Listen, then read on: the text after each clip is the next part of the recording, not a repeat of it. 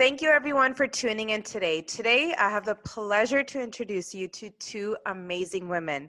These women have been featured in BBC, Huffington Post, and so many other platforms, and I'm sure you have read their name on social media because they have been setting examples throughout the years in our community. With me at this very moment, I have the sister duo, Hernur and Sukhman, also known as the Grewal Twins. Hi, Hernur. Hi, Sukhman. Thank you so much for joining me. I am so excited to speak to the both of you. Thank you for that. Thanks for having us. Yes, thank you. Absolutely. So for everyone who's tuned in, they are joining us all the way from UK. A lot of things to talk about, and I'm actually going to start by letting them sort of set the stage and introduce themselves to everyone who's listening. Yeah, we've been dedicated to our blog. Initially, that's how it started, our online journey, if you want to call it that. I think over 10 years ago now. We were both in our day jobs at the time, which weren't entirely fulfilling because we've always had a sort of artistic side to us. And the day jobs that we were in, they weren't artistic at all. And we just kind of felt that we would like to have an outlet for like the music that we're passionate about, storytelling as well. We love to write, and also we love to tell stories through photographic mediums and through video as well. And there wasn't a job out there for us where we could put all that to use or, showcase our skills in that way. So we thought, okay, why not set up a blog? And back in those days, that seems to be what everyone was doing. So we kind of just decided to follow suit and have, the journey has evolved over the last 10 years. It's changed. It's no longer a blog, a lifestyle blog. It's now become a storytelling page in itself. And I would say we've developed as well alongside that. We've matured, the conversations that we speak about have matured as well. So I know both of you have a very strong artistic side and your folk music. So the first time I got to see the two of you and where you guys sort of, you were in my radar before because I'll get to that later, where I first heard of the Grewal Twins. But this previous Diwali in London, I saw you guys perform. And that's where my next question is leading to. Now, when it comes to folk music and this Indian storytelling that you guys both have done so well, where did you guys learn this and how did you guys master this art? Oh, I wouldn't say we've mastered it at all. Yeah. Music in itself it's not something, I guess with any creative discipline, whether it's dance as well or sculpting or painting, I don't think you can ever master it, because if you do, then what's the point of it, right? It's supposed to be a continuous journey of learning, right? Limitless learning, isn't it? It's limitless, yeah. But Hanu, I'll pass that question over to you. Where did the journey begin for us? So we were about 8 years old when we started. So our sort of avenue into the realm of what you can call Indian classical music, and from there you have offshoots, Punjabi folk, Gurmat Sangeet. So our sort of like I said, avenue was through Gurmat Sangeet, through Kirtan. Mm-hmm. So we learned, that's when we were about 8-9 years old, when we learned Kirtan, and it was something that we wanted to do. A quick story to share. I remember we were watching a Bollywood film which Nusrat was performing, and there was a musical piece, and there was a Qawwali piece in this film. There's this phrase that Bob Marley says, that when music hits you, you don't feel anything. Mm-hmm.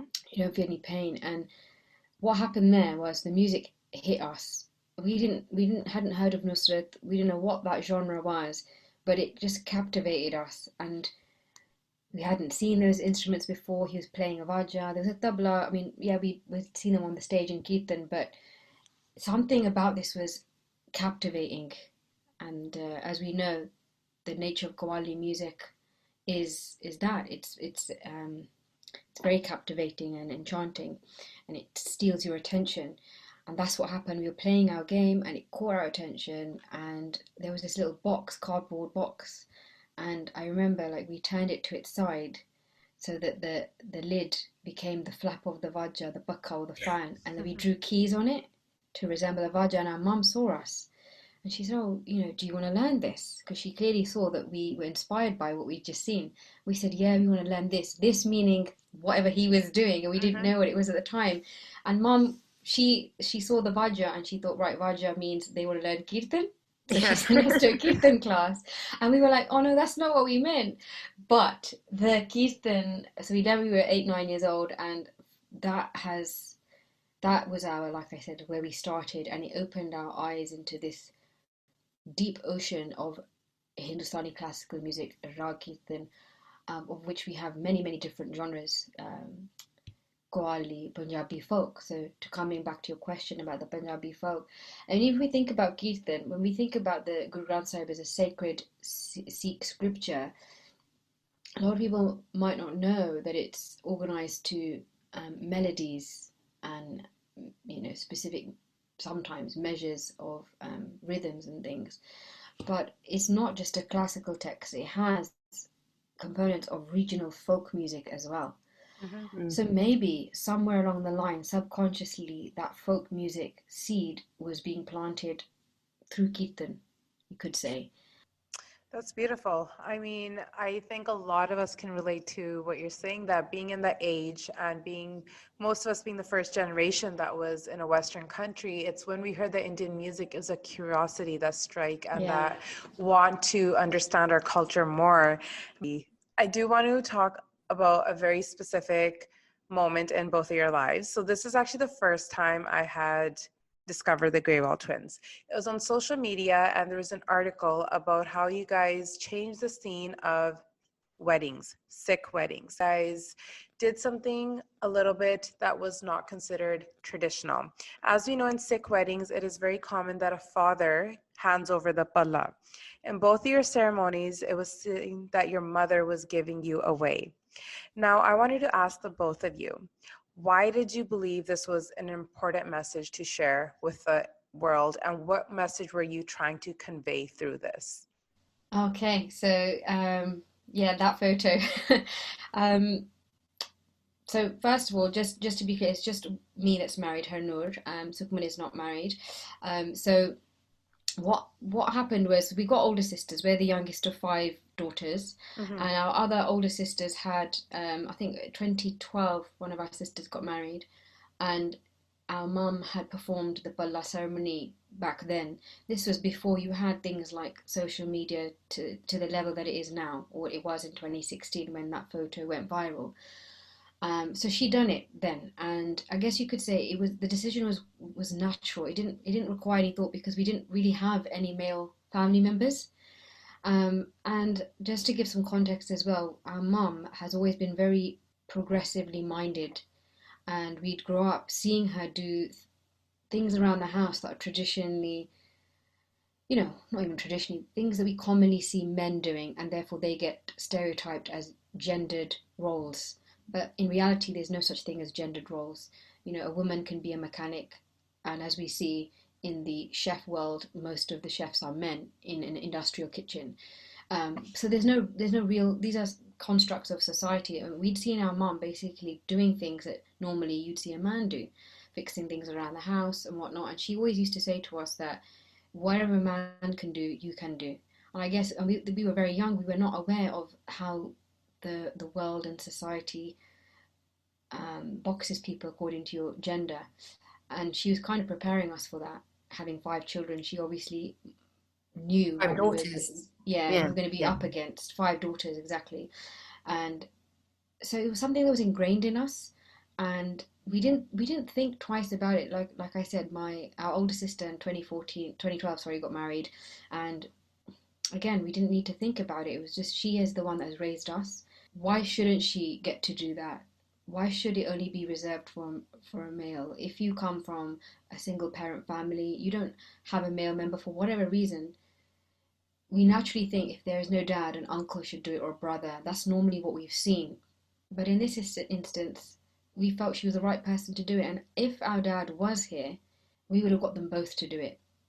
Like I've said, it's for our family dynamic, that exactly. option. I mean, it wasn't even an option. It was the only choice we had, and the choice that we would do over again and again, because it was the choice that made sense, given what Heather was mentioned. Our mother raised us in that way. And just the other point, so our elder sister, when she got married in 2012, our Nanaji, he, as a kind of being like the head of the house, he was he was alive in 2012. He passed away a few years after that. Our sister got married. Even though he was alive and present at the wedding, my mom, our mom, she still carried out the Bulla ceremony. And I guess we've seen this with our own eyes in with other families. In a situation like that, they have had their own grandfather, their Nanaji, carry out the Bulla custom, even though their Nanaji hasn't raised that child, hasn't raised the daughter. But it's a mark of respect that people feel it has to be a man. And then when you ask them why, the answer is, well, it's always been like that.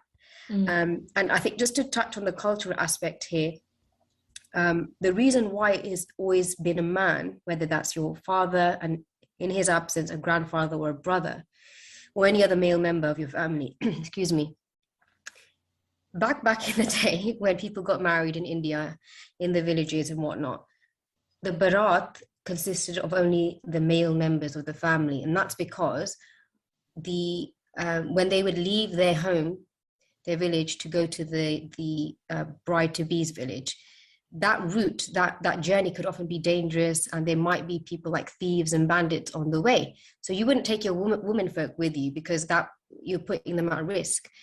So that's why it was the father that carried out the Bulla ceremony, purely a cultural kind of convenience, you could say. And then, of course, the women would remain back home to prepare things around the house for their, the daughter-in-law's arrival and things like that. So really, that cultural custom doesn't really have any significance in a spiritual ceremony like the Anand Karaj, and it shouldn't, which is why we thought, we've got to ensure that this cultural custom doesn't come into play, because it shouldn't be based on that. The Anand Karaj is a spiritual ceremony, and there is no such kind of thing as a gender construct which applies with spirituality. Yet we see this custom being upheld, the patriarchal element, if you want to call it that, being upheld just because it's always been done that way. So yeah, I guess you could say in a sense that our particular family dynamic, it has inspired allowed people for that, isn't it? It allowed for that, and yeah, exactly. And so many other people inspired to do the similar thing. Absolutely, I agree. And I think a huge takeaway from what you just said is questioning things. Yes, it's great to follow these customs, but it's great to understand why those exist. And again, anyone who's listening, even the parents that are listening, I think it is a very valid point you just made, that often when we ask these questions, the answer is because idda hi hunda hai, or this is just how it's done. But I think we should really understand why it's done. And I think with that, it sort of makes it easier for us to comprehend and understand how things are. There's nothing wrong with questioning the system. I mean, there really isn't. I know sometimes we refrain from that, or there's a lot of notions behind that, but you should be aware of why you're practicing things a certain way, especially if you're implementing it in something as big as your wedding, right? Another picture, it went viral. I mean, in Canada, I was starting conversations. I was in Canada when that picture came to my social media. And I remember having this conversation with my friends at that time. Screenshot came to me on WhatsApp, and they're like, hey guys, look at this. This happened in the UK. And it was a conversation starter.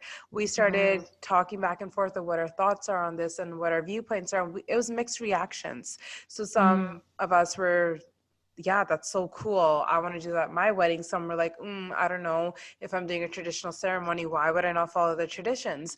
So regardless of what the perspectives were, it was the fact that these conversations were being started, which is so important in our generation, I find, to have these conversations with one another.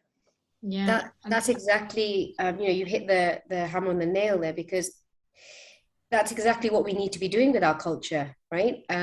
Can't be just following things willy-nilly and not knowing your why. And the fact that there were people who also maybe didn't get why we did it, and maybe didn't support it, that's fine, because you're having the much needed conversation about it. And that when you start talking about stuff, then you can start to see other points of view, other perspectives, and that's important, rather than kind of being so rigid in your thinking and your mentality. And I think that's how change begins to Yeah. happen. Maybe not Conversations drastically. initiate change, isn't it? Yeah. You And it's not an overnight change. The fact that people were now, as Hanu touched on this as well, like we were perplexed, like, why are people talking about this? It's really not a big deal. Like, honestly, like, we didn't think it was a big deal to have garnered such traction online. But then we had to take a step back and realize, okay, we have been privileged enough to have been raised in a family where we're allowed to do things, we're allowed to question things out of the norm. And that is not the case for clearly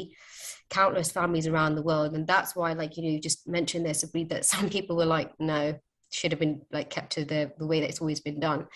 But that's okay, because if, you know, art is supposed to get a conversation going, and I'm not saying this is art, but it can be likened to art in that way. It means people aren't just accepting things for the sake of it. Absolutely. Absolutely. Yeah. And I feel like there are so many societal issues that exist in our community, the South Asian community, and more particularly in women.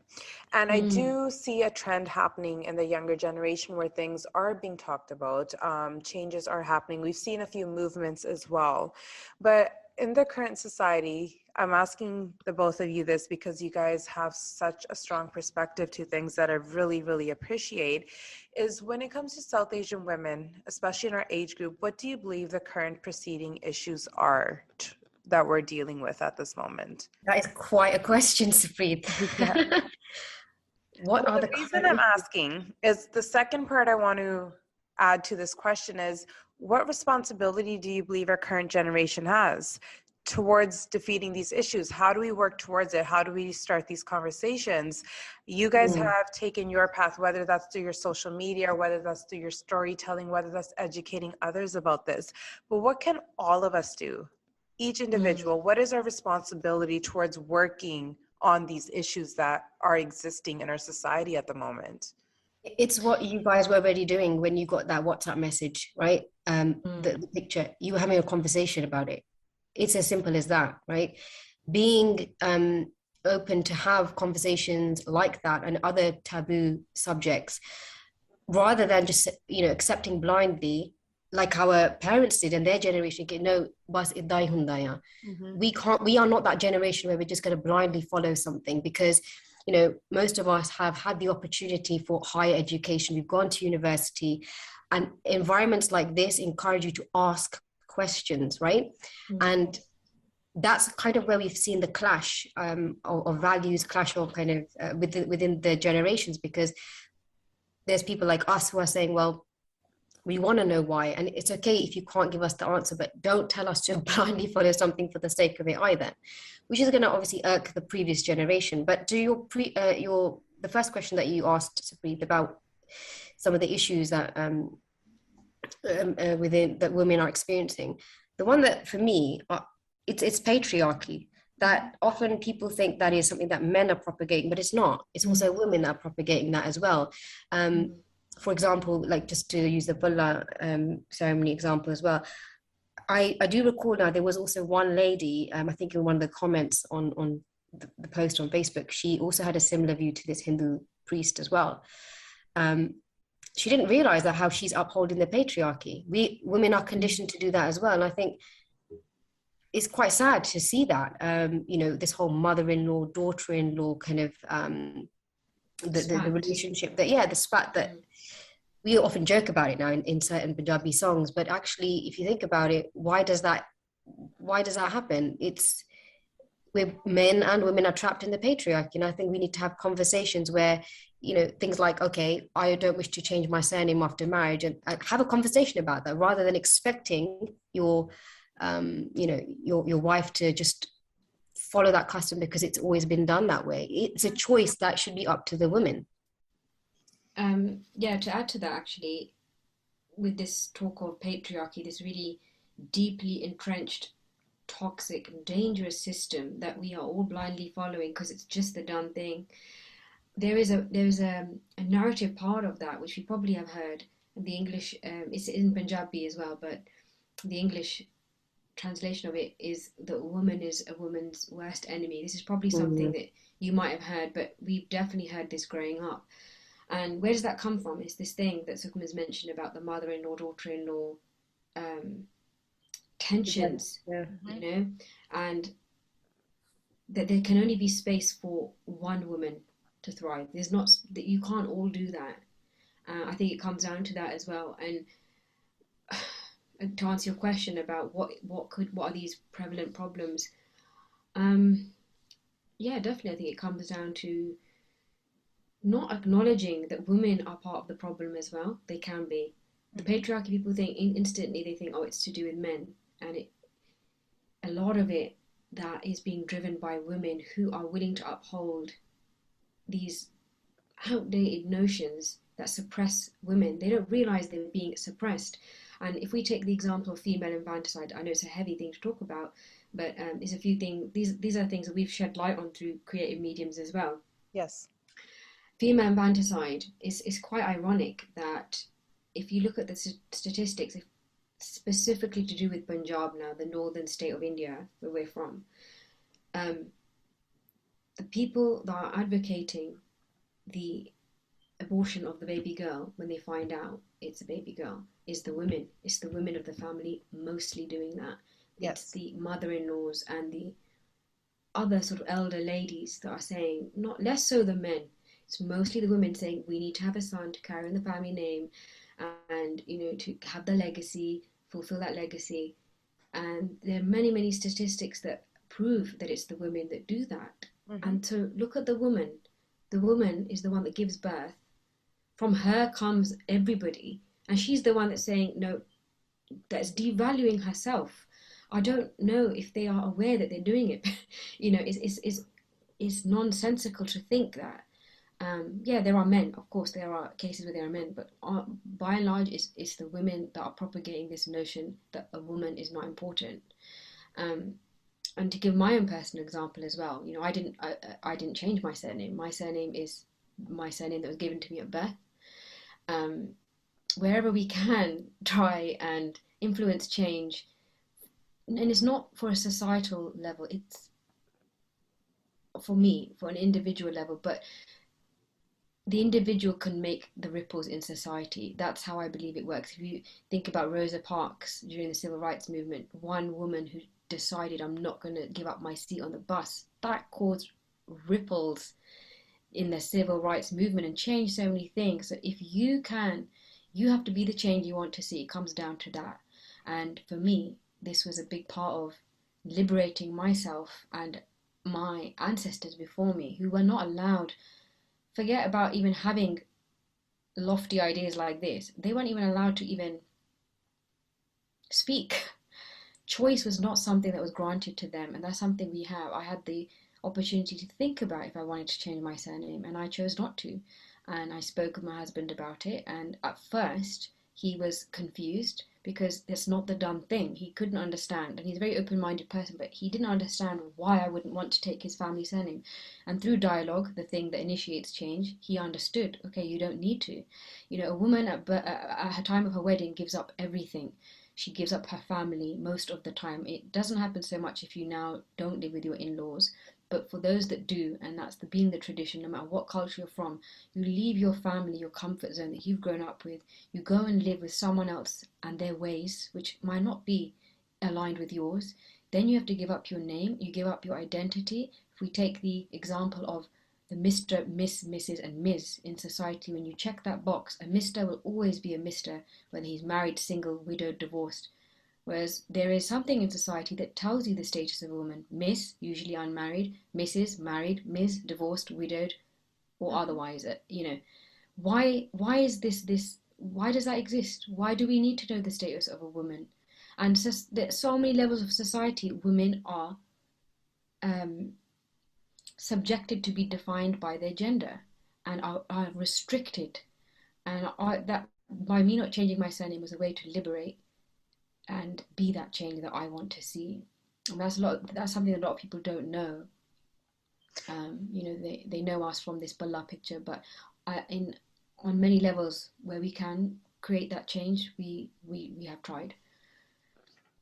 Definitely. And I think that sort of answered my question about what responsibility do we all have as individuals. And I think you've made a very, very good point of it's the simplest things. of you having those conversations with each other, with yourself, of what aligns with the values you have. What do you want for yourself?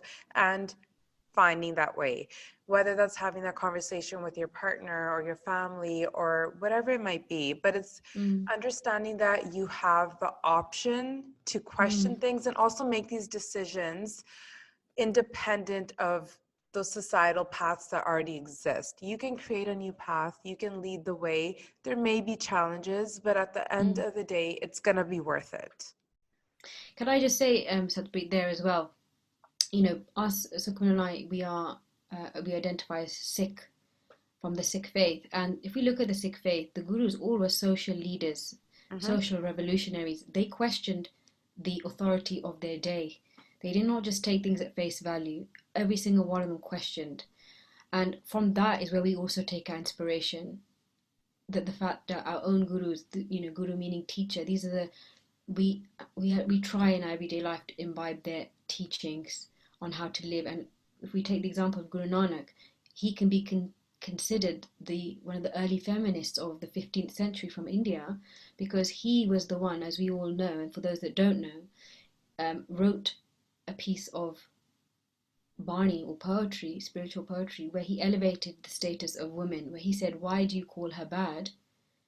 From her, kings are born. And that simple is a question again. And the mode of conversation with the Gurus was usually questioning. That's how their dialogue, that's how the exchange happened, through question. Hang on a minute, why are we doing that? And that's what allowed people to then develop an open mind, because they were blindly following. The Gurus came along and they changed that, what they saw in society that they thought was oppressive, was limiting, and they freed us from that. And so we take inspiration from that. All these choices we've made, it's been inspired by the way they lived their life. And as disciples of those teachers, we should imbibe their teachings and try and apply them in our daily life, because that's what the Gurus were there for. They were there to emancipate us from not just spiritual emancipation, societal emancipation, try to free women. There's a verse, again, Guru Nanak Dev Ji has spoken about menstruation. And this is stuff people can't comprehend. In Gurbani, he's spoken about, the Sikh sacred text, he's spoken about menstruation, that you call a woman impure for menstruating, but you are impure with your dirty thoughts. She's not. So there is so many examples of the Guru trying to free the woman. So that's all we're doing. We're just trying to follow in their, humbly trying to follow in their footsteps by asking questions. If our Gurus did it and they, you know, we are their followers, we should absolutely be doing that as well. Yeah, and I think this is inviting a lot of people to also actually understand, like, if you, whichever religion someone practices or doesn't practice, but it's to actually read and understand, whether that's through Gurbani or whichever faith you may have, because I feel through the years, through the generations, a lot of interpretations have been passed down, which in translation, we sometimes lose the deep root meaning behind it. And the fact that you guys have actually dug your way in and understood things and interpreted in your own way, I think that is so important to learn from that, and to also invite that if you are following a certain faith, it's about with your own mind understanding it and not just taking what the generations are passing down. Because I do find that we all have our own way of taking meanings out of anything that we read. We will find our own meaning through it. It's not going to be the same. It's not universal what we take out of that for everyone. So I think it's very necessary, especially for our generations. I think we should be having not just these conversations, but also studying it, understanding it, and comprehending those things on our own versus things that we were taught, whether it's through our parents, whether it's through Gurbani school, which are obviously, they're amazing sources, they're amazing, but at the same time, we do have the right to interpret things in our own way as well. Absolutely. Yeah, and now Hernur and Sukhman, one question I love asking people, because I believe this is also similar to what I was just saying. As things change through translation, through generations, one word that we often hear now, and it is such a powerful word, is feminism. And the reason why I'm bringing this up is I do see a lot of different versions of it. And I feel that everyone has a different way of believing they're feminist or expressing it or defining what feminism is to them. Now, the both of you, I find you as such strong women figure. And I would like to know from both of you individually, what does feminism mean to the both of you? Yeah, we have been asked this question many a time, and often I think over the years our answer to this has changed because our, understandably, our understanding of what this word means has changed as well, right? It's all about being open to evolution in that regard. So for me personally, feminism is, it does get a bad rep, let's be honest, but it's being able to have access to resources and opportunities to be able to have the freedom to make decisions that are not based on the sex that you assigned at birth, whether that's female or male. That doors are not closed to you. Those resources are not,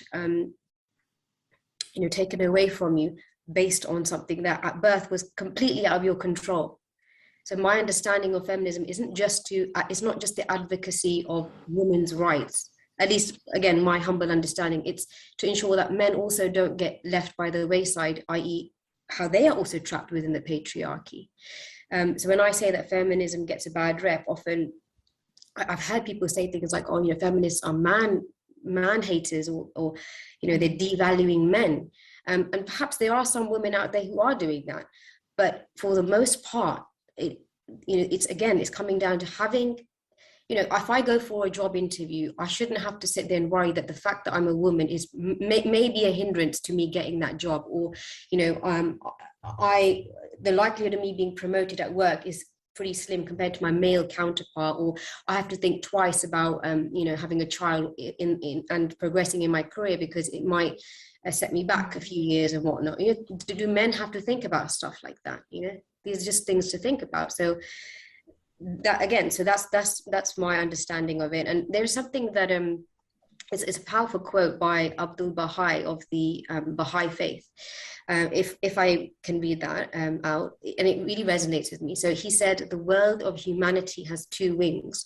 One is women and the other is men. Not until both wings are equally developed can the bird fly. Should one wing remain weak, flight is impossible.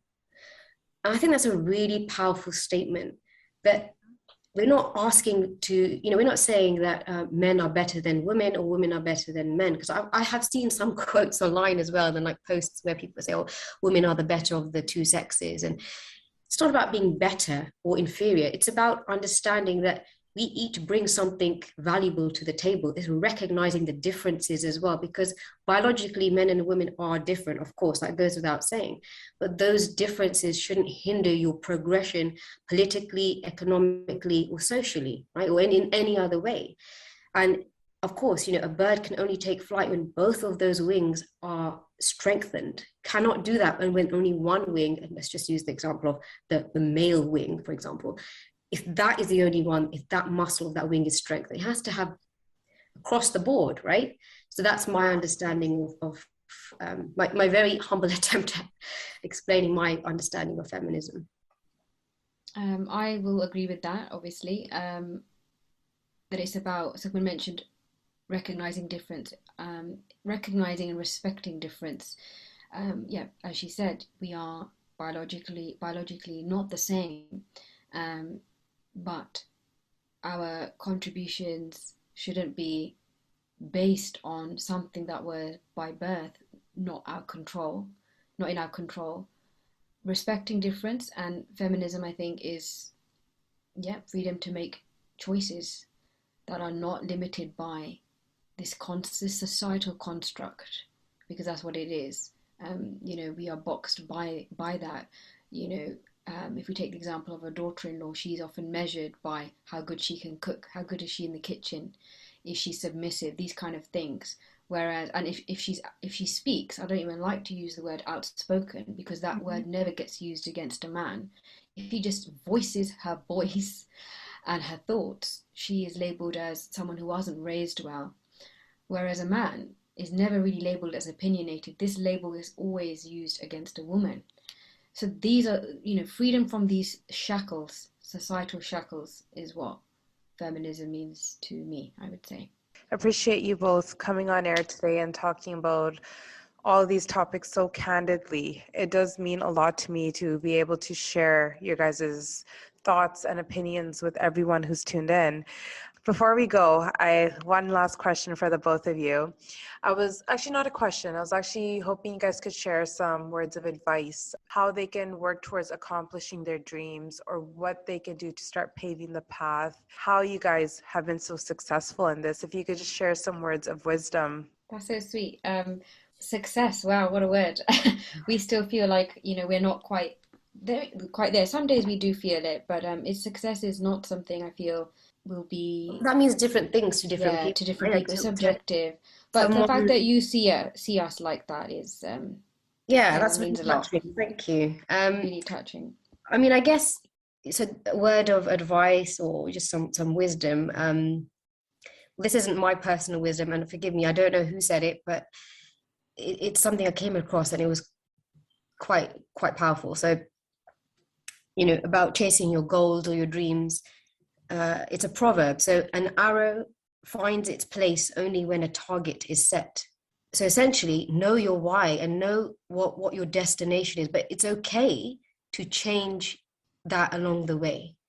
Our goals have changed over the last 10 years. As I mentioned at the start of this conversation, our blog has changed over the last 10 years. It's no longer a blog anymore. We've changed the outlook of it, the style of it, all of it. And that, I think, is a big part of life. And, one day you might think, oh, I want to be, I don't know, an actor or something. And then 5 years later, you decide, actually, I don't want to do that anymore. And that's allowed. And that's completely okay. Know what it is that you want to do, ask the why, right? Ask your question, why am I doing this? If tomorrow this wasn't paying me, would I still want to do this? Is money your goal? Is some sort of other fulfillment your goal? Understand the reason why you're doing what you're doing. Going back into the conversation about following traditions blindly, know why you're doing what you're doing. So tomorrow you wake up with some sort of motivation, or when somebody asks you, why are you doing this? You have a reasoned principle that's driving you to do X, Y, or Z. So that would be my kind of advice. So know what your target is, but it's okay, that target can move as well throughout the course of your life. Yeah. I think for me, in terms of, we're talking about chasing and accomplishing your dreams, what we learned as well, that sometimes those that are closest to you might not be supportive or encouraging of that dream or that goal that you're trying to pursue. And when we set out on this journey, often if we think about when we're young, we have these ideas of what we want to do when we're older, how we want to achieve those things, whether it's financial success or otherwise. There are people who will try and put you off that, and that's something we personally experienced. And sometimes that can come from a place of